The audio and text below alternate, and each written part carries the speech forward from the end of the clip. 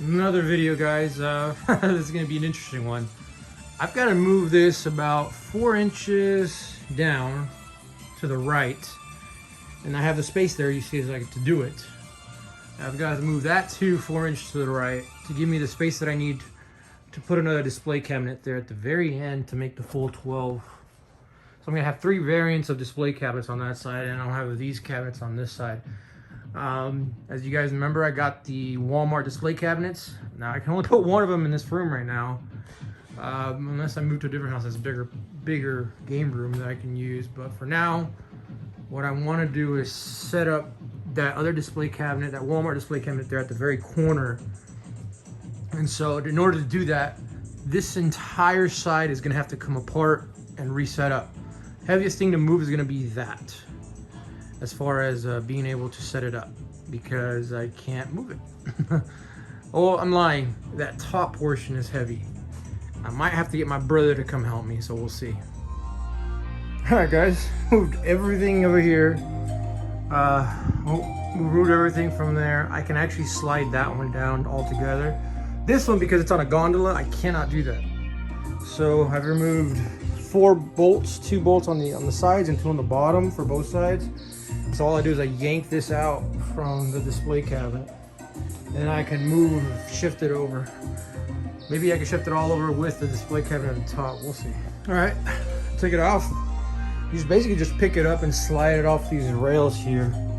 Now on mine, fortunately during shipping, the spot welds on this side came off. So what I had to do is I had to drill holes and bolt this piece on so it wouldn't fall off anymore. You can see this has no bolts. You can see here, 2 bolts on the bottom, 2 on the top, and you just slide it right out. And when you put it in, pretty much just drop it over this, slide it in, and then bolt it in place. This is a back cover for it. But I mean, that's pretty much all it is. Now I put the paper in the back. And now I gotta see if I can move this over about 3 or 4 inches and see if that'll work.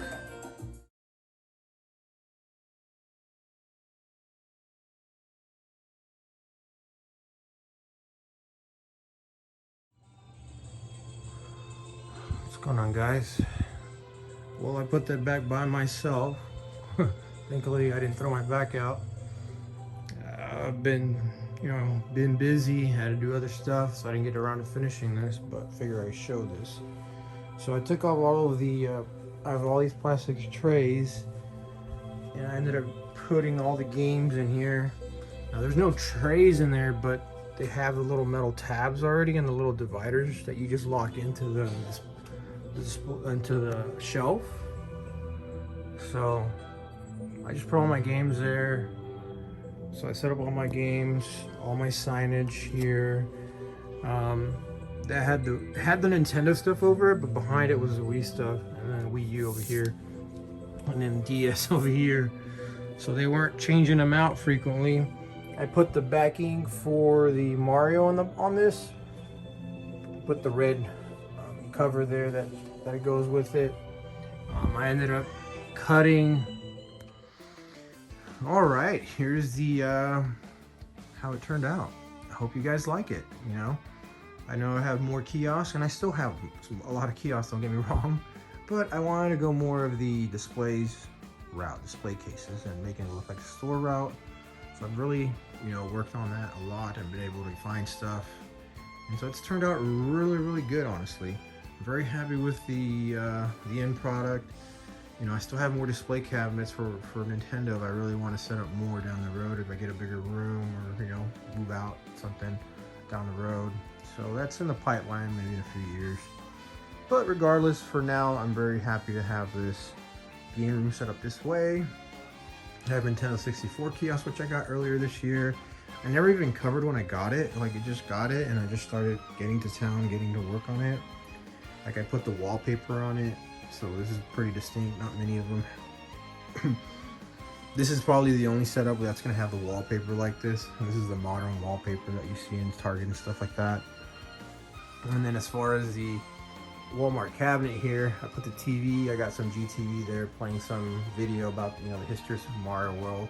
So I thought that was pretty cool. Just leave it there. And it has a media player built in that just turns on automatically and plays the video. And then, as you guys can see, I've done a lot of the signage, you know. I really wanted to make this look like an authentic store, you know, because Walmart has phased these cabinets out. You know, that's how I got them at an auction. Most of these got gutted and destroyed because there's some stores here locally that had these, and I never saw them come up for auction. So a lot of these probably just ended up getting thrown out in the dumpsters or recycle bins, and that was that. So I was able to preserve a little bit of the history, you know, display cabinets. These are made out of metal. They're hard to move, but honestly, I like these because metal is very difficult to damage. And then if I ever damage the doors, I can just take off the doors and it's like open. You don't have to worry about the door to get access to anything. So, you know, there's a benefit and drawback. I've done a lot of the signage, you know, under construction. We'll be back soon. I found that. So I've got a lot of the signage that's been out at the store recently there, like you see there. I picked up a GameCube mat not too long ago. But, you know, it turned out really, really nice. It's put as much authentic signage that I've been able to acquire throughout the years. And so I really made it look as legitimate as possible. It's been hard to find some of the signage for these cabinets, but I've really put it together as best I can. But there you guys go. It's a pretty cool video. Like I said, I'm going to release more videos here. At the end of the year, I am going to release like an entire game room video, kind of going over everything. So that'll be nice to kind of show you guys how the evolution of the garage really has gone. The garage is crazy. There's a lot of stuff in there now. But hope you guys enjoy and have a good one.